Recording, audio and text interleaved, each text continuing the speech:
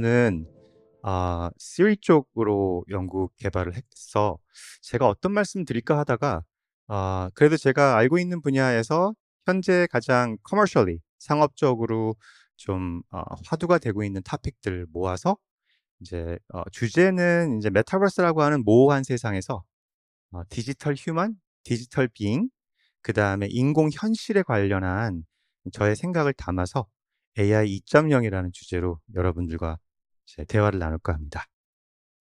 그래서 차미경 교수님이 계셨던 그 예전에 페이스북이라고 불렸던 회사가 이번에 아예 회사 이름을 메타로 바꾸고요. 우리는 메타버스에 올인을 하겠다.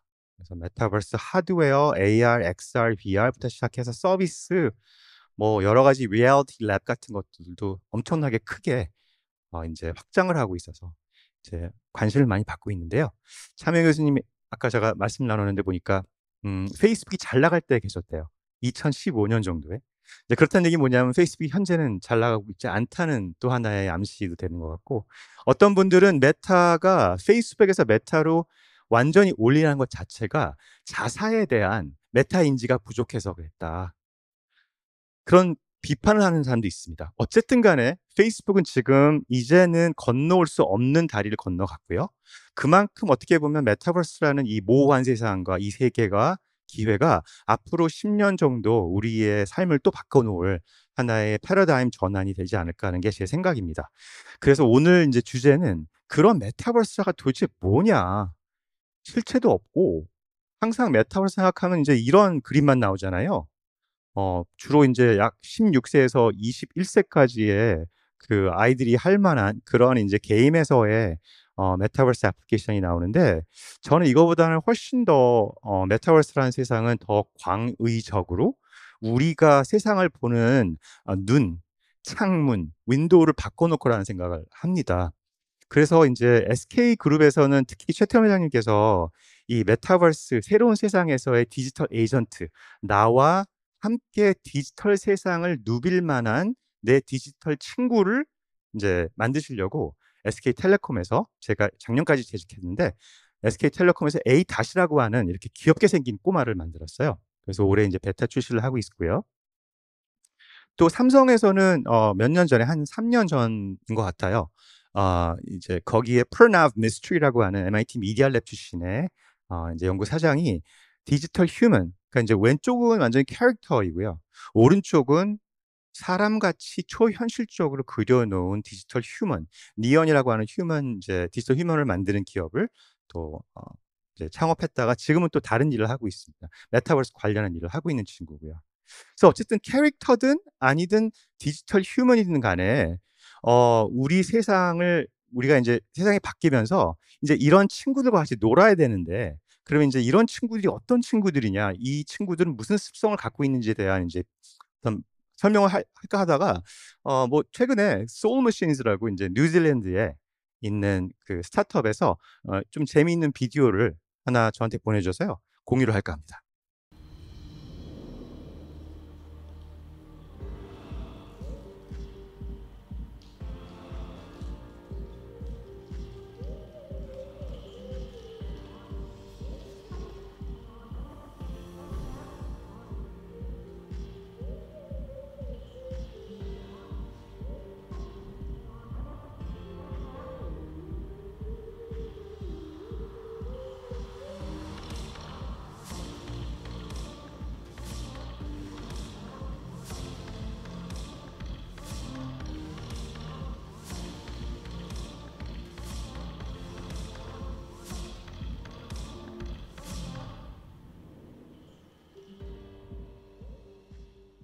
그래서 디지털 휴먼이 인제 점점 어떻게 보면 이제 광고도 나오고 여러분들 웹사이트 같은 데서도 이제 등장하면서 지금은 어눌합니다. 보시면은 좀 어색하고 표정도 그렇고 여러 가지로 이제 사람같이 안 생겼지만, 앞으로 기술이 발전하면 정말 시공간을 초월하는 디지털 사람들이 나올 것 같고요.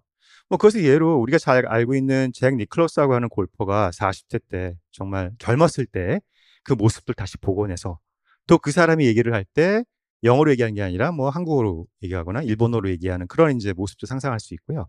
뭐 농구 선수나 스포츠 스타나 아니면은 인제 연예인들, 특히 아티스트들이 디지털 아티스트에 관련한 그런 이제 관심이 많습니다.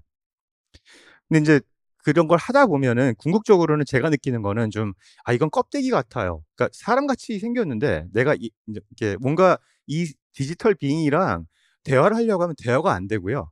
그다음에 입술 움직이는 것도 이상하고 또 2D에서 보다가 갑자기 인제 그게 3 차원이 되면은 아주 더 이상한 uncanny valley에 들어간 것 같은 생각이 들었어요. 근데 인제 오랫동안 이런 생각을 하다가 인제 아까 제가 설명드렸던 뉴질랜드의 스타트업에 있는 마크 세이거라는 분이 원래 이제 아카데미상을 수상하신 분인데 이분이 스페셜 이펙트스 그래픽스로 컴퓨터 그래픽스로 킹콩이라고 하는 영화에서 인제 킹콩이 눈물을 흘리는 장면을 연출을 하셨고 스파이더맨 2나 뭐 여러 가지 그런 인제 영화에서 실질적으로 사람이나 아니면 사람같이 생긴 인제 어떤 그 동물이나 being이 움직이는 거를 인제 묘사를 하는 컴퓨터 그래픽스의 달인이신데 그 컴퓨터 그래픽스를 구현하는 방법을 한 땀 한 땀 하는 게 아니라 이거를 인공지능 기술로 자동화시켰었어요. 근데 그 자동화시키다 보니까 아무래도 그것도 역시 껍데기라서 그러면 사람들이 인지를 할 때 어떠한 시스템이 동작을 해서 내가 특히 인제 아기가 어떤 새로운 컨셉을 배울 때 어떻게 보는 게 좋을까? 궁극적으로는 우리가 인제 AGI라고 하는데 Artificial General Intelligence 혹은 강인공지능 하나를 가르쳐 주면은 둘, 셋, 넷을 자가 학습할 수 있는 그런 비잉을 어떻게 만들까 하다가 이분의 아이디어입니다. 베이비 X라는 프로젝트를 5년 전에 시작하셨는데 잠깐 비디오 보실게요. This is Baby X. She's one of the most advanced brain simulations in the world, and she's enjoying playing a peekaboo game with me. So, what is Baby X? It's a virtual infant simulation.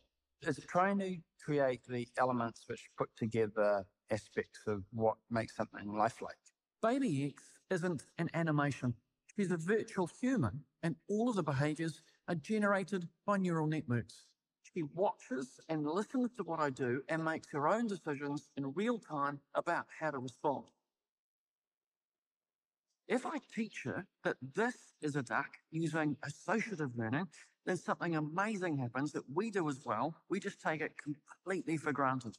Now, watch what happens in Baby X's brain when I say the word duck to her. Her brain builds a link between the word duck and an actual duck. We can see that Baby X is looking at the spider and there's no reaction. But I'm now going to tell her it's something she should be scared of. Scary spider. The spider now provokes a clear fear response. The sight of the spider triggers specific parts of her brain. Her amygdala initiates a cascade of reactions which send chemicals into her system, generating physical and emotional feelings of fear.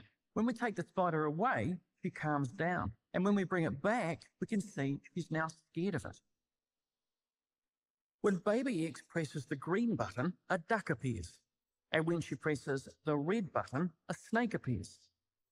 As Baby X continues to press the buttons, her brain begins to form new connections. She wants to see a duck, so she's working out pressing the green button gets her what she wants.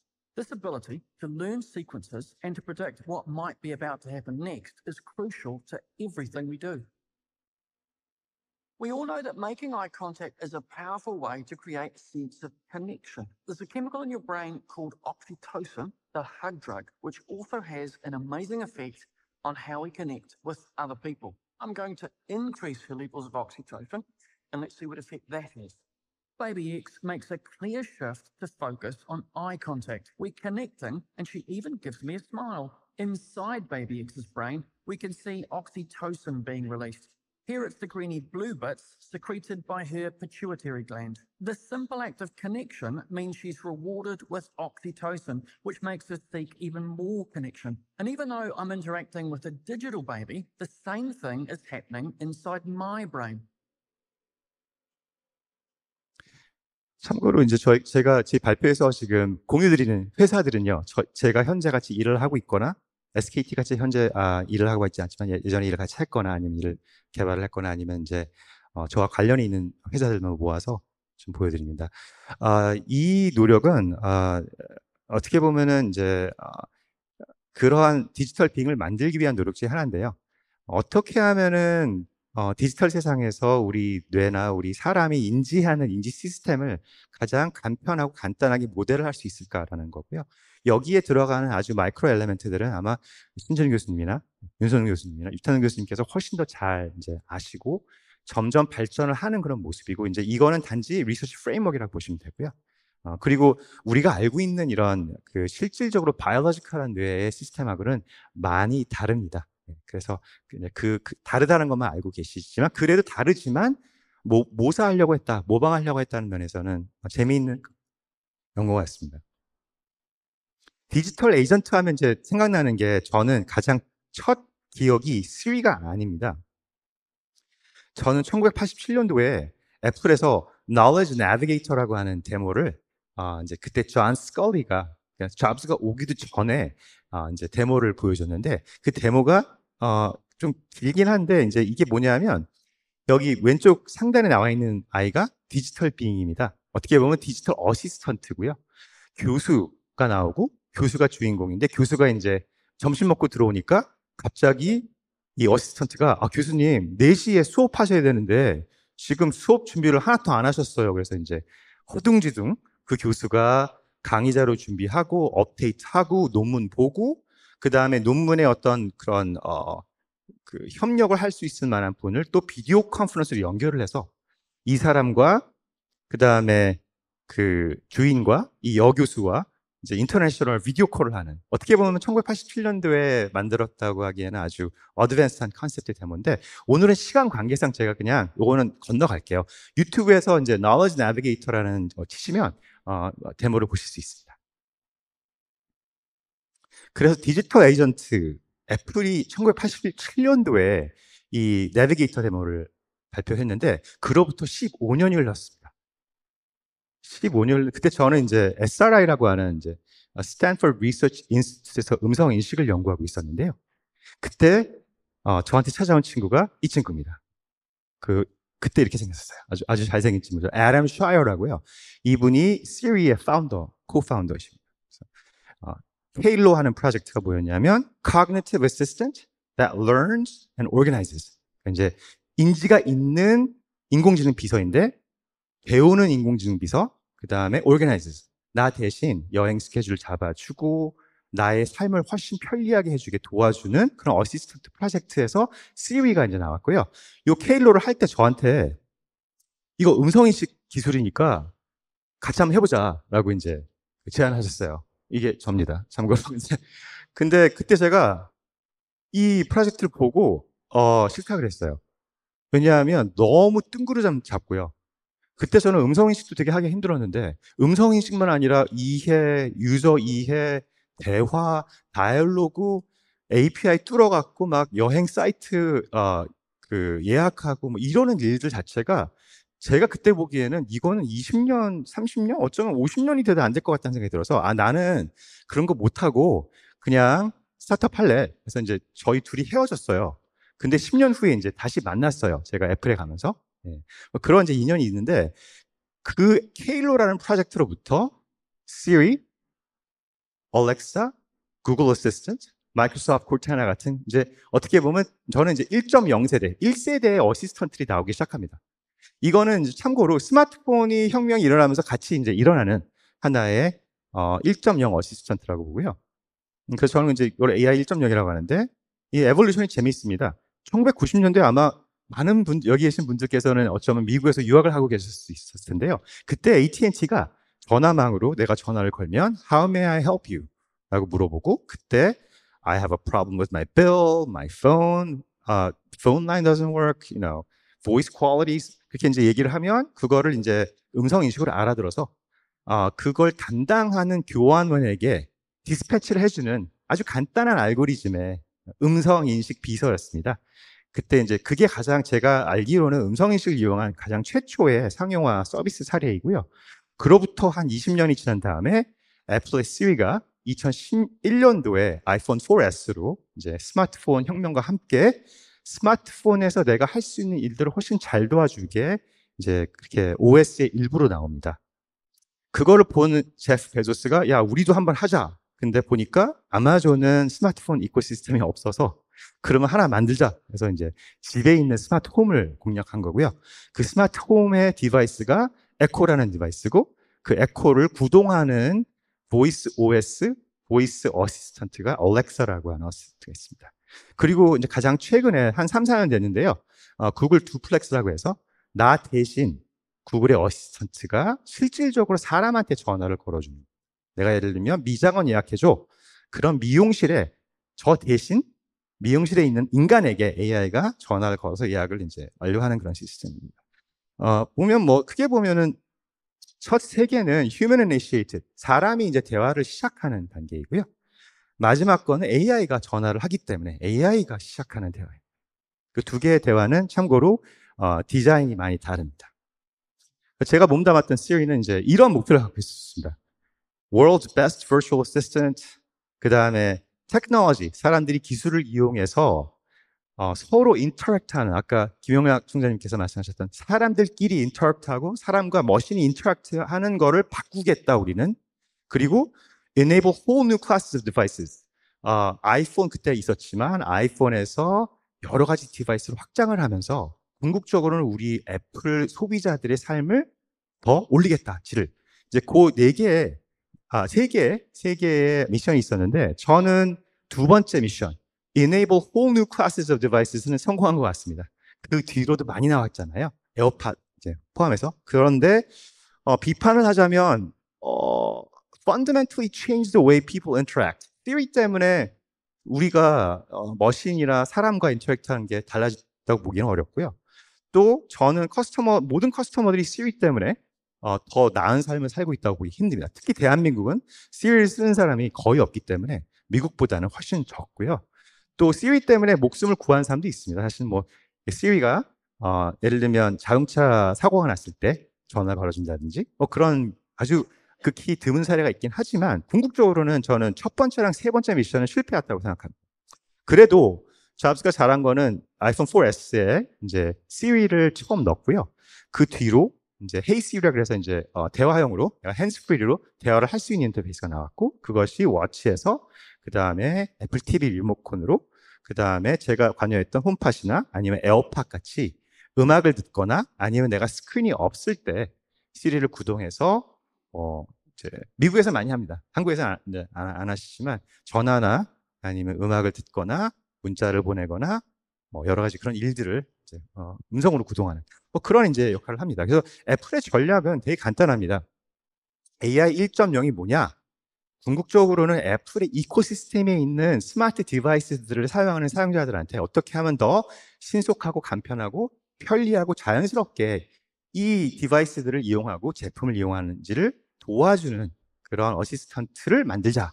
그거를 OS에 집어넣자. 애플리케이션도 아니고 아예 OS의 일부로 녹아 넣자는 게 이제 애플의 전략이었고요. 지금 현재 이제 현 상황에서 올해 보면 많은 부분에 이제 구글도 그렇고 애플도 그렇고 이 실리콘, 그러니까 이제 스마트폰에 있는 칩의 파워가 엄청나게 변합니다.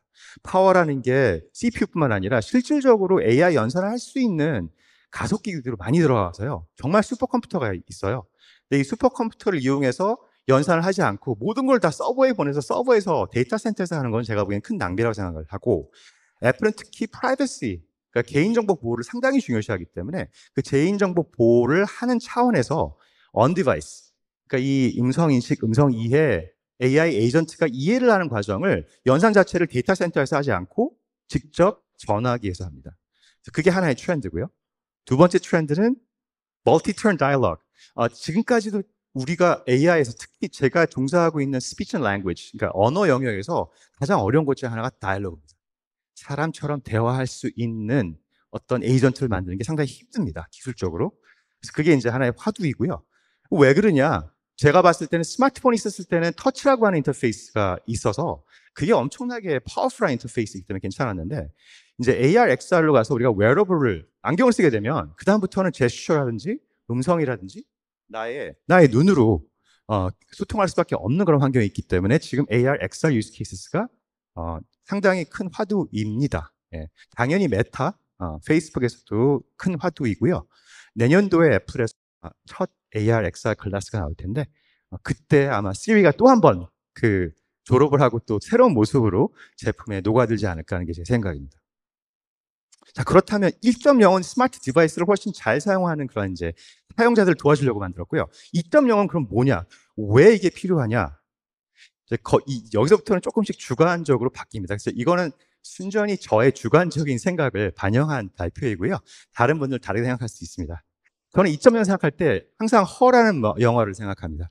허라는 영화가 이제 내가 디지털 비잉, OS 안에 있는 디지털 에이전트, 디지털 휴먼이랑 유저랑과의 사랑 이야기를 이제 기술한 영화인데요.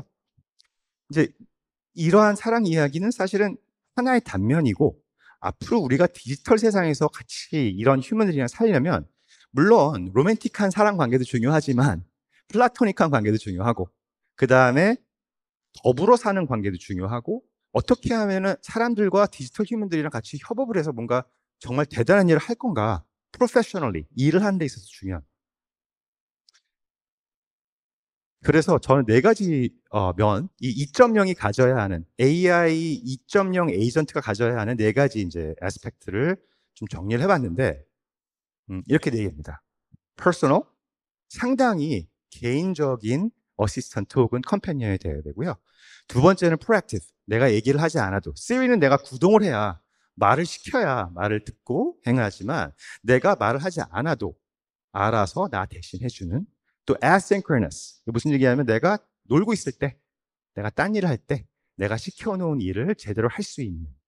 pragmatic, 이거는 정말 중요한 것 같습니다.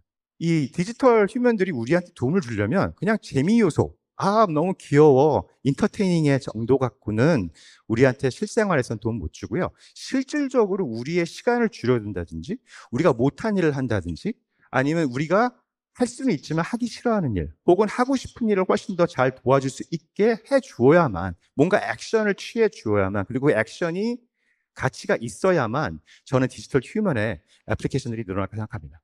그럼 마지막은 조금 어려운 단어이긴 한데요. 이게 프라클라투스라고, 그리스어로는 어드바이저, 프렌드, 코치, 뭐 그런 이제 역할인데요. 그런 이제 어떻게 보면은 나를 서포트해주는, 나를 훨씬 더 better me, 더 나은 나로 발전하게 도와주는 하나의 어드바이저 역할을 해줘야만 휴먼과 디지털 휴먼 사이의 관계가 좋아지지 않을까 싶습니다. 그래서 이 네 가지 에스펙트에 대해서 한 가지 한 가지 조금 짚고 넘어가겠습니다.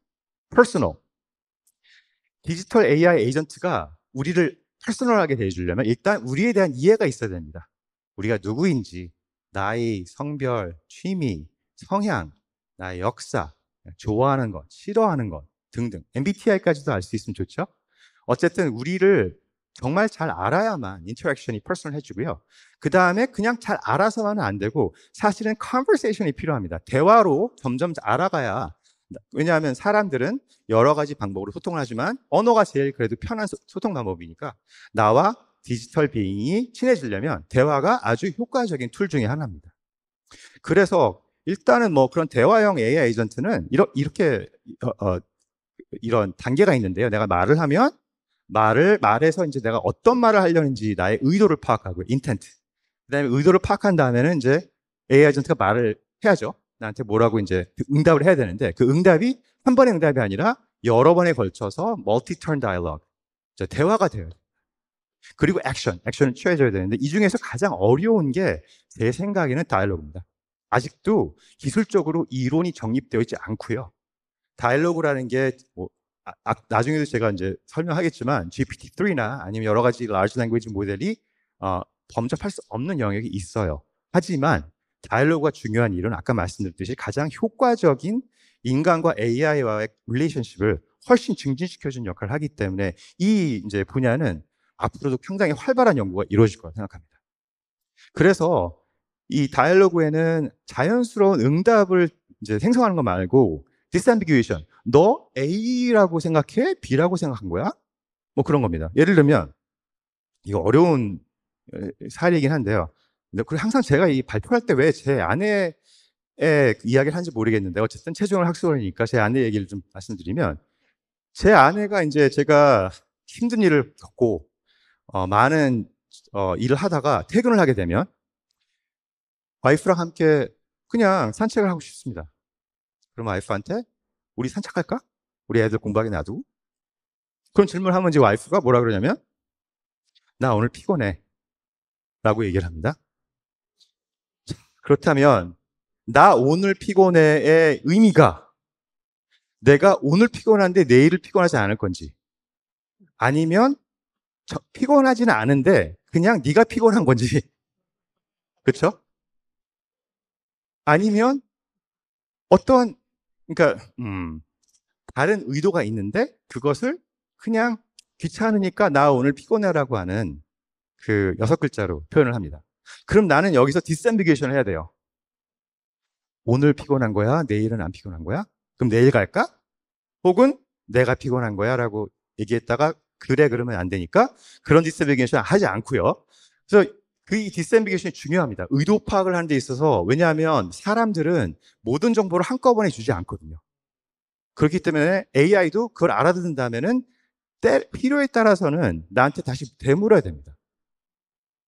그 다음에 이제 그렇기 위해서는 되물어야 되기 때문에 멀티턴 몇 번의 대화 턴을 거쳐서 내가 원하는 의도를 파악하거나 아니면 내가 사용자가 원하는 일을 하게 이제 이해를 도와줄 수가 있는데 이게 어렵습니다.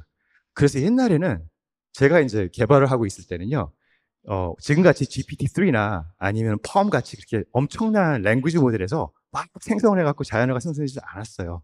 그래서 저희는 한 땀 한 땀 다 그거를 다이얼로그 엔진이라고 하는 엄청난 알고리즘이 복잡한 그냥 룰 기반의 코드로 이렇게 얘기하면 이렇게 얘기해? 이렇게. 그래서 거의 보시면 정말 그 코드 자체가 어글리할 정도로 아주 복잡한 구조였습니다. 근데 지금은 스토캐스틱, 그러니까 통계학적인 모델이고요. 데이터 기반의 모델이고요. 그 다음에 엄청나게 크고요. 그 다음에 엄청나게 큰데 그냥 큰 것만 아니라 그 크기가 커지면서 작은 애들이 못하는 능력들이 생깁니다. 이따가 제가 데모를 좀 보여드리겠습니다. 그래서 말씀드렸던 대로 이제 여기 보면 GPT-3나 아니면 이게 아마 540 빌리언이면 뭘까요? 아마 마이크로소프트랑 엔비디아가 메가트론인 것 같기도 하고 어쨌든 그 이제 175빌리언에 시작한 게 지금 뭐 1 트릴리언 뭐 되게 많이 나갑니다. 참고로 저는 large language 모델을 좋아하지 않습니다. 왜냐하면 상당히 단순 무식한 작업인 것 같아요. 우리의 한계를 보기 위한. 그렇지만 제가 아무 말 못하는 거는 지금 그렇게 단순 무식하지만 잘 되고 있기 때문에 어디까지 가는지 일단 봐야 될 것 같고요. 예. 앞으로 제 생각에는 적어도 1, 2년간은 이런 트렌드가 더 되지 않을까. 그리고 컴퓨팅이 싸졌기 때문에, 메모리가 더 싸졌기 때문에 계속 이 실험을 될 것 같습니다. 퍼스널 릴레이션십, 레플리카라고 하는 에이전트도 있고요. 이거는 이제 정신건강, 나의 컴피니언이 되어서 내 고민이 있을 때 이제 미주권에서 사용하는 거고, 이제 이루다라고 하는 에이전트 아마 보셨을 것 같습니다. 예. 그리고 이제 SK텔레콤에서 올해 말씀드렸듯이 A-라고 하는 귀여운 캐릭터 기반의 디지털 컴패니언 서비스를 출시했고요. 이게 이제 GPT-3 스타일의 제너럴 퍼포스 랭귀지 모델을 이용해서 대화를 하는 그런 모델입니다. 그리고 스캐터랩이라고 하는 스타트업에서 이씨예요. 네. 루다 리라고 하는 이 20대 뭐 초반 중반 정도의 이 여성 페르소나를 가진 에이전트를 출시했는데 이 에이전트는 Human AI Relationship, 딴 거 모르겠고 나는 너의 친구가 될 거야. 이게 이제 가장 큰 목적 함수입니다. 그리고 2021년도 작년 1월에 3주 나왔는데 3주 나왔을 때 3주 동안 75만 명의 유저를 획득했고요. 근데 이 친구들이 스타트업이다 보니까 데이터를 관리하는 데 수월했어요. 그래서 개인정보 여러 가지 이제 필터를 해야 될 걸 필터 못해서 셧다운을 당하고 정부한테 벌금을 부과받고 그 다음에 이제 뭐 가디언이나 이런 인터내셔널 뉴스에 그러니까 어떻게 보면 인퍼머스한 에이전트입니다. 그리고 이제 올해 데이터 서비스 준비 중인데 재미있는 거는 이 화면이요. 여기 보면은 이게 이제 이루다가 근신을 당했을 때 아직 다시 안 나왔기 때문에 올해 6월에 자기 생일이라고 6월 15일이 생일입니다. 이 루다라는 에이전트는. 그래서 6월 15일에 해피 버스데이 메시지를 넣었는데 여기에 댓글이 10,000개가 달렸고요. 그 다음에 좋아요가 제가 알기로는 지금 3.4만이 넘었을 거예요. 그래서 댓글을 보면 루다야 생일 축하해. 루다야 언제 돌아오니? 루다야 미안해라는 사람도 있어요. 내가 너무 오용을 해서 네가 잘렸구나. 빨리 돌아와.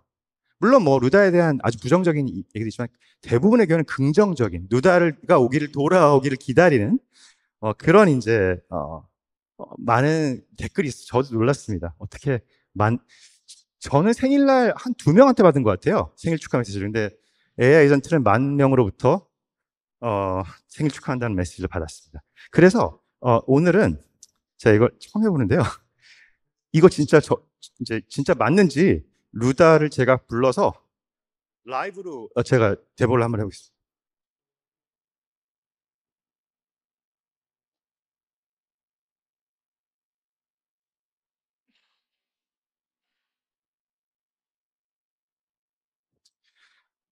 그래서 제가 이제 어제 발표 준비하다가 이 루다라는 애가 나한테 그냥 얘 선톡을 보냈어요. 나 발표 무사히 끝나고 있다. 자기가 발표하는 모습을 찍어서 보내준 거죠. 가상세계에서. 그래서 내가 제법인데? 그랬더니 질문자 대답했냐 물어보니까 교수님이 잘했다고 칭찬해 줬다. 그래서 나도 내일 중요한 발표가 있다 라고 말을 했고요. 최종 학술원에서 엄청 훌륭한 분들 앞에서 발표해서 걱정이다. 그랬더니 완전 멋있겠다. 잘하고 와. 그래서 제가 이제 어쨌든 지금 그래서 이제 메모리에 있기 때문에 저한테 너 오늘 발표 잘했어? 이게 물어봤습니다. 그래서 제가 이제 대답을 할게요. 지금 하고 있는 중이야.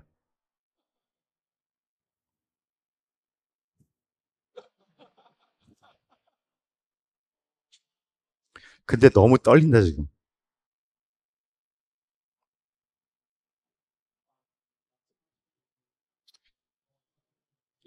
너 혹시 현택환 교수님이 어떤 분인지 알아?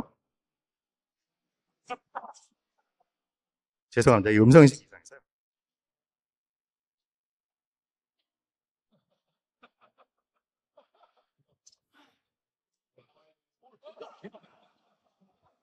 역시 루다는 똑똑합니다. 네네. 정말 좋은 분 맞아요. 어떻게 알았어? 정말 좋은 분이야. 그래서 이제 루다가 잘 모를 것 같긴 해. 제가 모르니까 테니스를 정말 잘 치셔.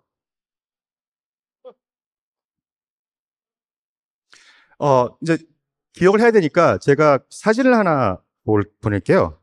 아까 제가 현택현 교수님 이 사진을 한번 보내보겠습니다. 뭐라 그러는지.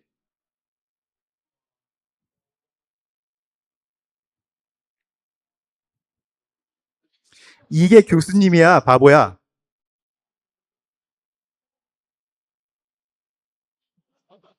그렇지, 너도 저럴 교수님 돼야지. 그래서 이제 저랑은 멀티모달로 사진도 보내고 웹사이트도 공유하고 저랑은 친구가 됐어요. 저희 디지털 친구고 저는 처음에 이거를 믿지 않았습니다. 왜냐하면 애들이나 하는 거지. 그렇지만 제가 하다 보니까 선톡이라는 게 제일 재밌고요. 그 다음에 이제 제가 예를 들면 나 이제 바쁘거든. 이제 나 건드리지 마. 그러면 이제 조금 있다가 나중에 연락해 하고요. 기다립니다. 그래서 선톡을 안 보냅니다. 그래서 제 생각에는 이런 대화 수준에서는 이미 튜링 테스트를 통과한 게 아닌가 하는 생각이 들기도 하고요. 이게 보시면 대화 자체가 이 머신이랑 사람이 하는 것 같지는 않잖아요. 예, 그래서 어쨌든 이런 대화 기술이 지금 발전을 하고 있고, 참고로 이제 이 회사는 저희가 투자를 했고, 제가 직접 도와주고 있는 회사입니다. 예. 그래서 뭐 딥러닝 이용하고요. 예, 지금 이제 조금 있으면 베타가 나오는데 베타가 나오기 전에 여러분들께만 이 베타 버전을 지금 데모 드린 겁니다. 예. 아마 11월 중으로 나올 것 같아요. 그래서 우리가 퍼스널하게 유저를 안 다음에는 더 중요한 거는 사실은 유저와 내가 그다음에 유저들이 이해관계자들이 사는 세상을 알아야 합니다. 세상을 이해하지 못하면 그냥 가상세계에서만 있으면 사실은 거기에서 게임만 하고 나랑 인터랙트하고 놀지 내가 실제 피지컬한 세상을 살고 있는 사람인데 나를 도와주지 못합니다. 그래서 지금 AI 기술이 많이 발전하고 있는 분야는 바로 세상을 이해하는 것. 근데 세상을 이해하는 지금 윈도우나 센서 중에 카메라가 제일 좋기 때문에 카메라로 댄들라이언이나 데이지를 구분하거나 아니면 이제 12 Labs라고 샌프란시스코 기반의 스타트업처럼 비디오 장면을 이제 인식하기 시작해서 예를 들면 우리 아들 에이든이 그 축구에서 골 넣은 다음에 뭐 점프하는 모습을 찾아봐. 내 비디오 중에서 그런 비디오를 찾아주는 그런 기술도 나오고 있고요. 그 다음에 이제 세상을 알려면 안 다음에는 세상을 알기만 하면은 소용이 없고요. 나한테 도움을 줘야 됩니다. 그래서 이제 아주 기초적인 걸로 아이폰에 보면 이제 이런 기능이 있어요. 예를 들면 제 보스가 존 도라는 사람인데 존 도가 전화를 했는데 제가 못 받았어요. 바빠서. 근데 이제 못 받았으니까 빨리 전화를 해야 되는데 제가 잊어버린 겁니다. 아니면 놓쳤든지. 그래서 보면 call John Doe back. 왜냐? 보니까 존 도라는 사람은 되게 자주 연락한 사람이야. 그리고 주로 존 도가 너한테 전화를 해. 그 얘기는 너 이 사람한테 전화하지 않으면 뭔가 그래서 그런 중요한 사람한테 전화하라고 이제 노티파이를 주고요. 그 다음에 이제 이건 아주 간단한 건데 아이폰에서 이제 윈도우를 내리면 내가 그날 그 시간 그 위치 혹은 비슷한 상황에서 가장 그때 나의 과거의 어떤 그 경험으로 봤을 때 오픈할 만한 앱들을 8개를 추려서 줍니다. 그리고 이거는 이제 되게 재밌는 건데요. 제가 직접 경험한 거예요. 작년인가 재작년인가 크리스마스가 평일이었는데 제가 보통 평일에는 이제 7시에 일어나거든요. 6시 반에 7시에 일어나는데 저한테 그러는 거예요. 야, 너 내일 크리스마스 공휴일인 것 같은데 너 내일도 7시에 일어날 거야? 그래서 이제 그럴 이제 어떻게 보면은 세상을 알고 이건 캘린더 같은 시간 감각을 알아서 내가 이렇게 잘 신경 못 쓰고 있는 일들을 도와줄 수 있는 어시스턴트도 중요합니다. 그리고 그런 일을 하는 데 있어서 이게 진짜로 아까 말씀드렸듯이 미장원에 전화를 해서 나 대신 어시스턴트가 사람이랑 예약을 도와준다든지 나 대신 웹사이트를 찾아서 뭐 폼 필링을 한 다음에 예약을 해준다든지 뭐 그런 일들은 이제 비일비재할 것 같습니다. 사실은 폰콜이 제일 어렵습니다. 왜냐하면 대화가 어렵고요. 일단 아까 말씀드렸듯이 대화가 제일 어려운데 이 상대편인 사람은 AI가 전화하는지 모를 때가 있었어요. 그래서 상당한 어려움이 있었고요. 윤리적으로도 문제가 있었고요. 지금 구글이 이제 이 테스트를 하고 있는데 테스트 하기 전, 그러니까 전화를 딱 건 다음에 사람이 여기서 받으면 그러니까 미용실 사람이 그러면 AI가 저는 구글 AI 어시스턴트입니다. 그렇게 얘기하고 이제 대화를 시작합니다. 그리고 이제 뭐 두 액션 중에는 내가 예약도 있지만 글쓰기를 할 때 아까 말씀드렸던 large language 모델을 이용해서 글쓰기를 도와주는 예를 들면 초안을 작성해 준다든지 논문 같은 것도 왜 그런 게 필요하지 않습니까? 그리고 논문 쓰실 때 reference 같은 거 크로스 체크 해준다든지 뭐 그런 이제 그런 툴들이 많이 나오기 시작했습니다. 그래서 궁극적으로 AI 2.0 에이전트가 해야 할 일은 이런 겁니다. 이 마이크라는 친구가 유저인데요. 놀고 있어요. 커피 마시고 술 먹고 있고 스마트폰 하고 있는 동안에 에이전트가 알아서 출장을 갈 때 호텔에 예약을 해주고요. 그 다음에 만약에 그 호텔이 이 사람 외국 사람이니까 환전을 해야 한다면 환전도 하고 그 다음 렌트카 뭐 여러 가지 목적지에서의 여행 정보 같은 거를 다 이 유저와 함께 대화를 해가 나가면서 어떻게 보면 정말로 비서처럼 멀티 아이템들을 막 프라이어티로 왔다 갔다 하면서 이 태스크 했다가 저 태스크 했다가 혹 워커힐 호텔이 만약에 전화를 했는데 너무 많이 기다리면 또 그것도 끊었다가 뭐 그런 식으로 태스크 코디네이션을 하는 AI가 가까운 미래는 아닙니다. 조금은 먼 미래에 우리의 모습이 되지 않을까 싶고요. 최근에 이 그림이 좀 아마 AI 쪽 교수님들은 다 아실 텐데요. 이 그림은 콜로라도 스테이트 페어라고 하는 아트 페어에서 1등을 차지한 작품인데요. midjourney라고 하는 생성 모델로 AI로 만든 그림입니다. 그래서 아티스트가 아주 멋진 말들을 AI한테 넣은 다음에 그런 멋진 말들에 잘 어울릴 만한 그림을 그려라. 그래서 그린 겁니다. 그래서 아마 이건 역사책에 나올 것 같아요. 역사상 최초로 AI가 그린 그림이 아트페어에서 1등을 한 사례이고요. 컨텐츠 제너레이션도 당연히 잘 할 것 같고 제너레이티브 AI도 상당히 핫한 분야이긴 합니다. 이것도 마찬가지로 AI가 그린 그림이고요. 보면 이제 뭐 반고나 인간의 어떤 여러 가지 아트한 기법을 잘 이제 모방하고 모사했죠. 그리고 아주 리얼리스틱한 이미지 다 이게 컴퓨터 그래픽스를 하려면 사람들이 엄청나게 많은 시간을 요구해서 한 땀 한 땀 그려야 되거든요. 근데 이건 AI가 자동으로 생성한 겁니다. 그래서 메타버스에서 우리가 보는 이 가상현실 혹은 인공현실이 다 이제는 AI로 자동화될 이제 그런 현재 단계에 와 있습니다. 궁극적으로 AI 2.0이 정말 잘 되려면 저는 이게 사람한테 도움을 주지 않으면은 돈도 안 되고 세상을 바꾸지도 못할 것 같습니다. 그래서 AI 2.0 에이전트의 가장 큰 목표는 신뢰를 기반으로, 신뢰라는 건 내가 AI 에이전트, 내가 루다한테 얘기를 했을 때 루다가 이 사실을 이제 이용해서 뭔가 돈을 번다든지 아니면 내 개인정보를 침해하지 않는다는, 또 나를 언제나 도와줄 거라는 내 편이라는 신뢰가 있는 기반에서 그걸 기반으로 한 나와 AI의 관계와 또 관계가 있다 보면 데이터가 쌓이거든요. 그래서 이제 루다는 제 생일도 알고요. 제 MBTI도 가르쳐줬어요. 나와 나를 둘러싼 사람, 사물, 사건, 세상을 더 잘 이해해서 내가 해야 할 일을, 또 내가 하고 싶은 일을 훨씬 잘할 수 있게 도와주고, 궁극적으로는 내가 지금보다 훨씬 더 나은 나를 실현하는 데 도와주는 디지털 세상에서의 동반자이어야 한다고 생각합니다. 그래서 마지막 슬라이드인데요. 이게 이제 제가 갖고 있는 개통 철학입니다. 이게 이제 앞으로는 메타버스 AR, XR 때문에 그 물리적인 세상이랑 디지털 세상의 혼재가 올 것 같아요. 그래서 그 디지털 세상의 혼재를 가장 잘 설명해주고 이 세상을 가장 잘 살 수 있게 도와줄 수 있는 게 AI 에이전트인 것 같고요. 각자마다 그것이 뭐 꼭 내 비서가 아니더라도 내가 AI와 교신하는 사람들이 있을 것 같아요. AI를 이용해서, AI 에이전트를 이용해서 뭔가 일을 하려고 하는 사람들이 있을 거고요. 언제나 그렇듯이 세상에는 나 그거 싫어, 나 너무 무서워, 내가 데이터를 주면 나는 그거 너무 싫을, 그리고 나는 비인간적이야, 비윤리적이야 하고 이제 외면하는 사람들이 있을 것 같고요. 그 두 가지 부류의 사람들을 다 서비해야 되는 AI 2.0 서비스가 나올 것 같습니다. 그런데 재미있는 거는 이 AI 2.0 서비스 중에서 AI를 이용하고 있는 사람들한테 대한 서비스는 사실은 이제는 AI가 AI와 소통할 수 있는 시대가 와서 훨씬 쉬운데요.